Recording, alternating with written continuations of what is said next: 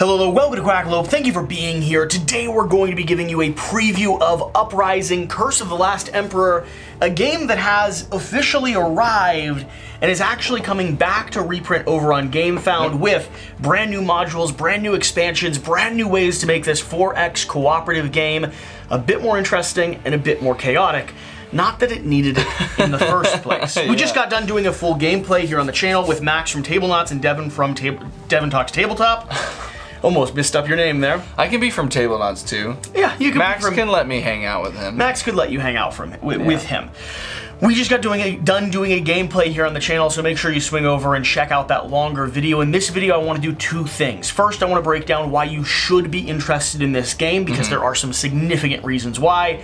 And secondly, I want to take a look at the actual rundown and turn structure. So you don't have to watch the whole gameplay if you just want to understand the core breakdown of what's happening here. Sure. So let's start off with a high-level overview and 3 points or so why people should be interested in Uprising. Okay, so Uprising is going to be an action selection game that is set within a multi-phase chapter-based scenario.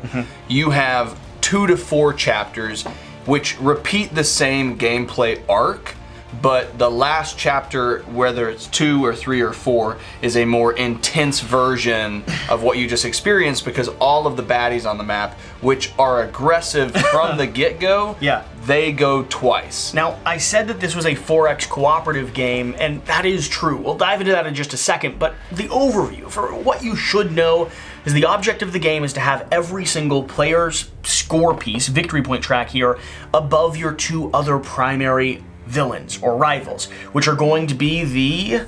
And they're not passive, they are aggressive. Coming in from the really frozen heavy wastelands, we're going to have the Horde. The Chaos Horde comes in from the outside. And coming in from the very center, from the castle here in the middle, we're going to have the Legion. Yeah, so thematically what this is the potential for a dying, losing empire, and that's the Imperial Legion. They exist in the center, and around them are these other peoples, these tribes, these factions that have the potential to rise to prominence and like override what the Empire has done. If the Empire wins or the Legion wins, because we're kind of this small group stuck in the middle of a great war. Yeah. And the frozen wastelands are encroaching upon this last peninsula of civilization. Yeah. And the Legion themselves are enslaving, victimizing, destroying, killing, just crushing everything as they establish their control. It's brutal. And here we are stuck in the center with maybe 10 or 100,000 units left, 100,000 peoples left of these old ancient civilizations and creatures and cultures, and we're doing our very best to struggle to survive by establishing keeps, sometimes and tactically fighting off the invading hordes and doing our best to redirect their attention and making them squabble with each other so we can gain a little bit more of a foothold.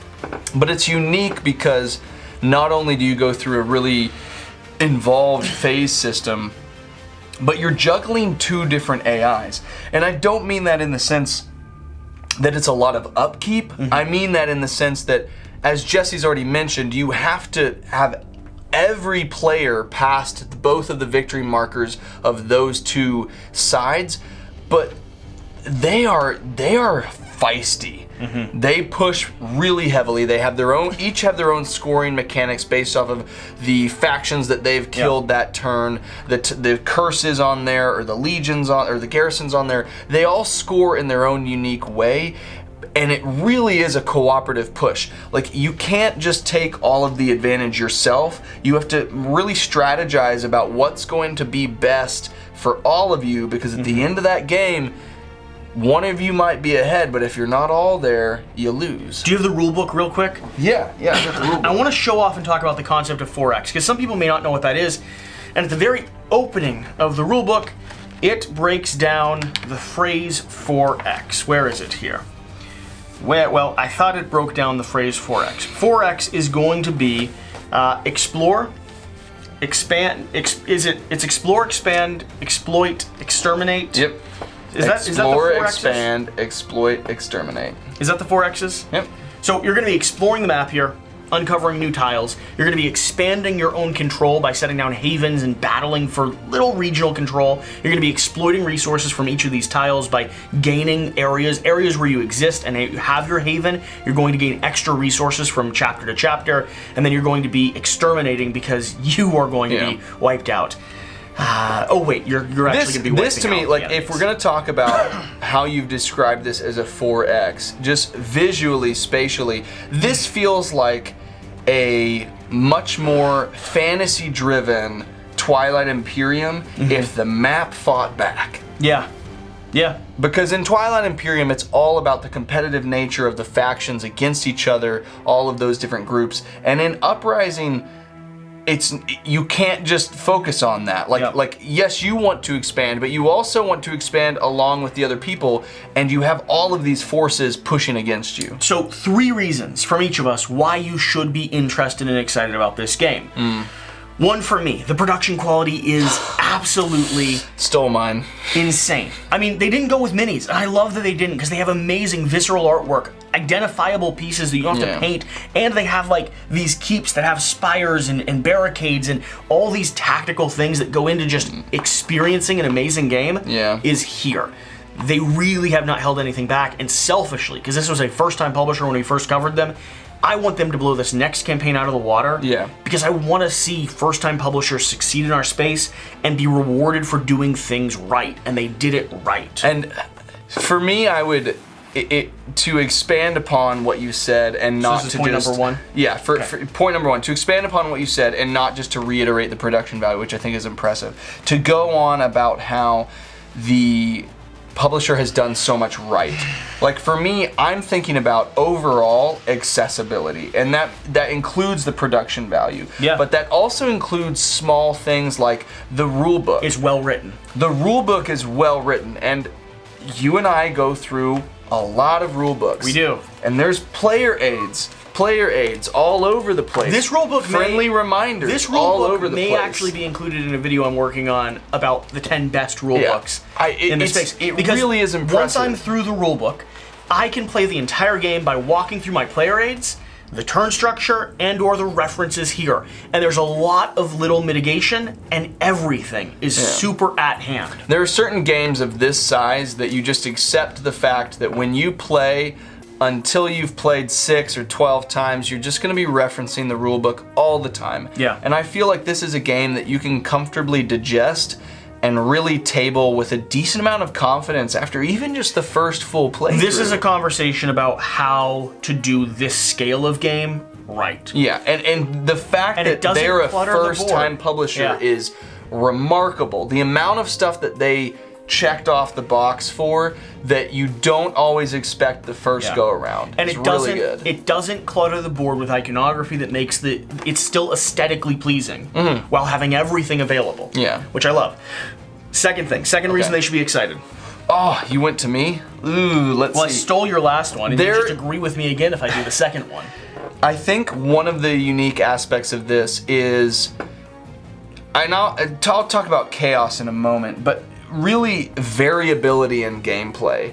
And I mean that from the perspective that you have all of these different Horde cards, Imperial Legion cards, when they spawn. These are all crunchy enemies with their own AI system, their own challenge, their own operating, that's a lot of people to face. They function differently. Yep. The factions, I mean, the dice that they may pool, they're gonna be a little bit different, but you also have different faction asymmetry on some of the power that they have, on cards, the dice that the leaders will bring, heroes, and then the feat deck that massive. They have.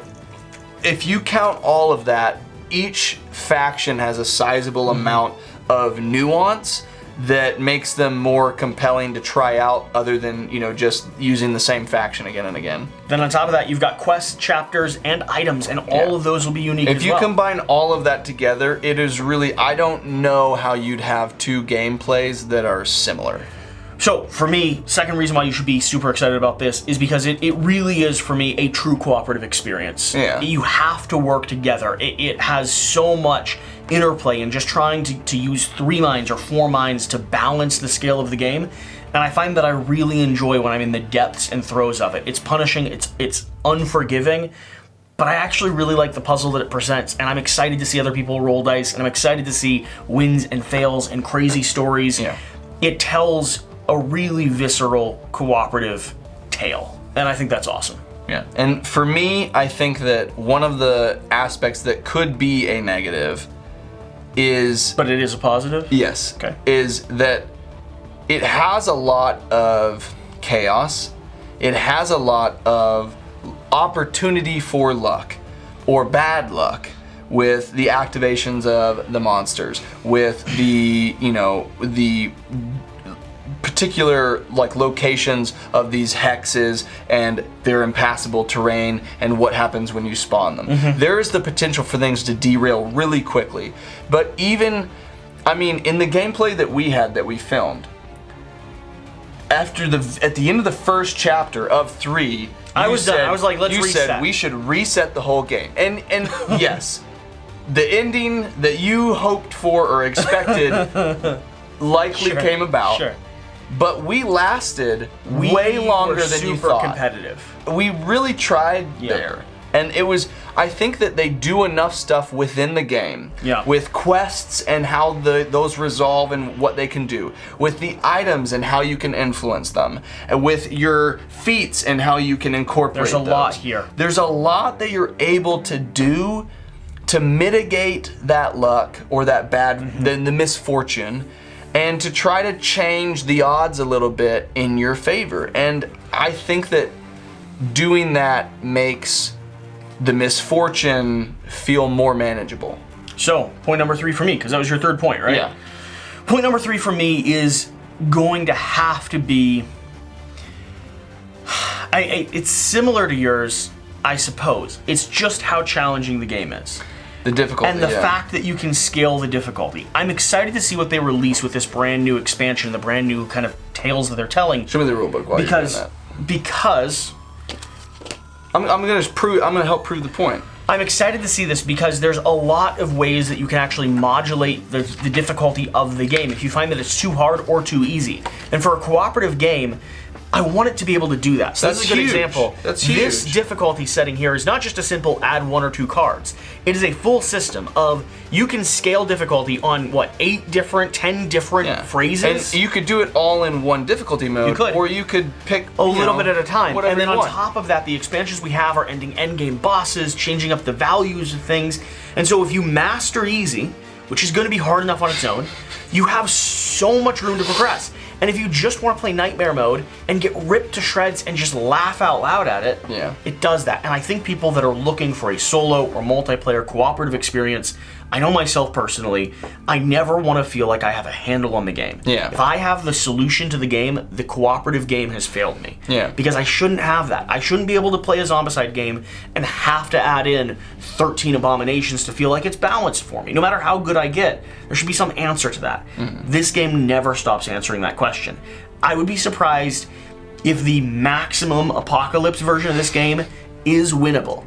I would be shocked. But maybe it is, and maybe it could be. And maybe statistically, on paper, there's a chance. And knowing that I could scale to that over time is cool. That's cool. It is cool.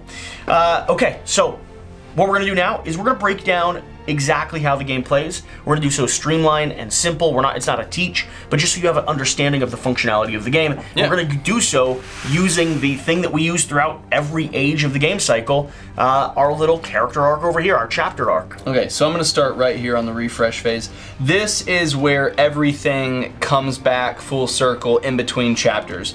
You get your items that come out, you get your quests that come out, you get your action points that allow you to do your actions in the action phase. You get druid cards that are how players activate their lightning bolts, and then you adjust and regulate the first player token. This really doesn't happen too much. It's the upkeep phase. Then you have the event phase. This does several different things. It does if there are any legions or hordes, bad characters that are out, they become stronger. And then you have an event that is per chapter. And so these are going to be on the track here. If you're doing 2 or 3 or 4 chapters, they will stay hidden until this point. And you reveal them, and there's typically one good thing that can happen to players that they have to, determine if that's a valuable course of action for them. They have to spend something to get it, typically. Yeah. And then after that, there is a spawning and very negative effect that kind of usually narratively takes place that makes the board state worse for the players. Always paired with narrative and flavor text that I find continues the progression of the story we're experiencing. And then the final thing is, in preparation for the Nemesis phase, every bad card that's out there gets an activation token, which is just an impending threat of what they're going to be doing. And then on the last chapter, whether that's the second chapter, the third chapter, the fourth chapter, you do that twice. So they're going to be even more involved that second time around. What's cool about them getting activation tokens here, though, is we now have our full action phase to manipulate and interact with their activation token. They could gain more, meaning they activate multiple times, but we could also get buffs, debuffs, kill them if we see them activating way too much, getting too powerful, or just things that make them pause and not activate, which is a nice mitigation here. It's unlike some games where they'd just be like, oh, all the enemies activate at the end of the player's turn. It kind of gives you a sense of what's about to hit the fan. Yeah, and where you need to control for it. Yeah.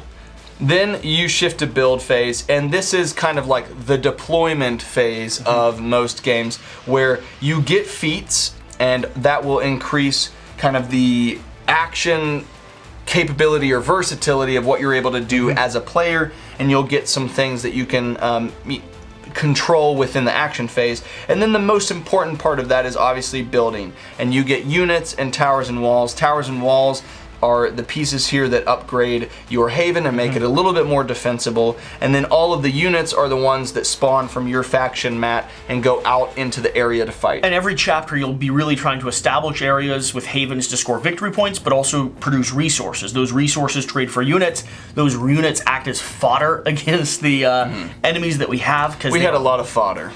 Hard to take down, but they're important because they allow you to maintain a thread of control on the board. Yep. Then after that, you move to the main. This is the meat of the game, the action phase. This is where you have these action points here, and each player has to use at least one of these on their turn. There are ways to do actions without spending them, but every player has to spend at least one of them before it progresses. And that controls your ability to move, and then along with moving or trading, you get to do one other action. So there's going to be a lot of actions here. Trade is going to be the thing that allows you to swap resources between players, but then we have command, which is going to allow you to move your forces, your army. We're going to have Explore that allows you to look at unexplored hexes and get a benefit or consequence related to them, typically one of both. Then we have Haven. Haven's going to allow you to establish your civilizations control, which scores you resources and victory points. It's one of the main objectives of the game, but choosing where you place them is important because it's going to cost some stuff. Market is going to allow you to buy item cards from the deck, which are super powerful abilities that go into your asymmetric deck and can really change up some pairings or combinations there. And then Quest is going to be our own personal quests. We have new ones that spawn out every chapter. You'll be rolling your hero dice to try to defeat them, and those hero dice are actually mitigated off this dice distribution card, which is a great reference aid because you can glance at it and then see, am I getting lightning, am I getting skulls, am I getting shields, am I getting blanks, and make a quick determination as to who is the best to go after some of these quests, because quests are going to produce in-game benefits, mitigation of randomness and chaos, things like removing those activation tokens. It's also going to do things like score you victory points, refresh resources, and a lot of other powerful options. But the consequences are not without consequences. And then finally, after you go through the action phase, this is kind of what takes the longest during the game because everybody's, moving through at least kind of 4 to 5 full turns. Yeah. If you're moving about 8 activation each, you usually spend about 2 gems, sometimes 3 on each one of those activations. Yep. And then you go to the beastly section that you'll regret every single chapter. That's the Nemesis phase. This is where the activation tokens that exist on them that you got to see previously at the end of the event phase. If you didn't clear them, they all activate once per token that's on them. And so you could have Legions and Hordes move incrementally, or you could have them move multiple times. And as they go into locations on the board that have enemy units, whether of the other AI or of you or of players, it's really cool because they can smash into each other. They can smash each other, which is serious damage. And that is a way but they score points for killing each other. which is actually kind of a it there's a hurts. conversation. Everything hurts. Everything hurts. The cool thing about the AI here, though, is that the legions coming from the outside are going to be moving slowly in, destroying territory, and crushing, right? Yeah. They're like squeezing on you. But Hordes then, pressure inwards, from legions here, push out. they're going to be targeting and marching in a very, very purposeful straight line to one of your havens. Yeah. So there's a little bit of a balance, like, it's like threads and tendrils spilling out from the center and a crushing weight moving in from the outside. It's pretty cool. It's pretty sad and terrifying as well. But then after all the bad happens, you get the good. And every haven you have produces, and based off the total amount of havens you have out, you produce. And then after that, you also get resources based off of where your havens are on the map. That is where you get all of the nice resources that gives you confidence that once you make it to the next build phase, you can start to replenish the troops that you lost that last round. Yep. And then after you have the production phase, you move into the scoring phase. Really, the production and the scoring and the refresh are all kind of like that cyclical refresh period between the kind of action and event phases that go on. The scoring phase happens every chapter. The Empire scores based off of its criteria, then Chaos scores based off its criteria, and then the players score. And as we mentioned, cooperatively, if you want to win the game, all players have to score higher than both Chaos and the Empire. So this is the point in which you really see how successful or how not successful a chapter was in mitigating the advancement of both of them and then improving and augmenting what you and your teammates are doing. Yep. And then it starts over with a new chapter. And you do that 2, 3, or 4 times. That's it. That's the breakdown of the game. Yeah. It's accessible, simple, approachable. I just have to say kudos to Nemesis Games for what they've done here with Uprising. Super like kudos. I said, first-time publisher, insane prototype, 2 guys that worked on this for 5 years before ever publishing or bringing anything to market. And I think they've done a stellar, like an outstanding job. It's not right for everyone. There's actually, like, we have a best and worst video over on another channel that'll highlight reasons why maybe this wouldn't be good for you. Yeah. I'm willing to accept that. Like, it's not right for everyone. It's not right for probably the vast majority of people. They did a lot right. But there's a lot of stuff here that I think is really, really good. And just from a sheer execution standpoint, I'm so happy to see the quality of prototype that they've delivered and the quality of content that they've put out. Yeah. And I can't wait to see what else they publish. No, so really it's well a hard time for indie publishers. It's a hard time for first-time publishers, especially delivering mid-COVID, mid-pandemic. Yeah. I guarantee they got stuck with a extra $150,000, $200,000 bill for shipping this thing. Probably. I hope they can make some of that back up in the Pledge Manager. Yeah. So, thanks for watching. Thanks for being here. That's a preview. It's a showcase. It's a breakdown of what we're doing here in Uprising. If you made it to this point, please swing over and subscribe to Devin Talks Tabletop, your one-stop shop for peanut butter and jelly. I don't have it on there. I don't have that. I don't have a You shop have for that. so many food references. Do I? Can you do, for a week straight, can I do a Quackalope sponsored PB&J cam? Where all you do is you set out a peanut butter and jelly sandwich that you're going to eat after you're done filming your video, and there's just a camera on it. Do I reference food a lot? Yeah, and there's just a camera on it the entire time. And what I want you to do is sometime in a video, just cut away with a 3-second ad read that says, "This video is brought to you by Quackalope. This is Quackalope's peanut butter and jelly time," and then it cuts back to the video. Am I allowed to progressively, like, every time I cut to it, can there be another bite taken out of the sandwich? Absolutely. Okay. Absolutely. So it could be my lunch as well. Yeah. What will you charge for that? What are you charging right now for sponsorships on your channel? Charge for sponsorships? I mean, we did mail you Townshook Tussle. You didn't know that, though. I didn't. I didn't know that. Didn't know that. I had no idea. I got one of my copies of Townshook Tussle. Got mailed off to got Devin ganked. Talks Tabletop. Got stolen. Yeah. I did not know that. I'll talk with Sheer about what your price is that you won't know about for the next time. Okay. I would like to sponsor a peanut butter jelly time on your channel, though. Okay. I might get some subscribers from it. Sure. Okay. We'll talk about it. Great. Swing over to Devin Talks Tabletop to see your peanut butter and jelly time, sponsored by Quackalope. See you next time, guys.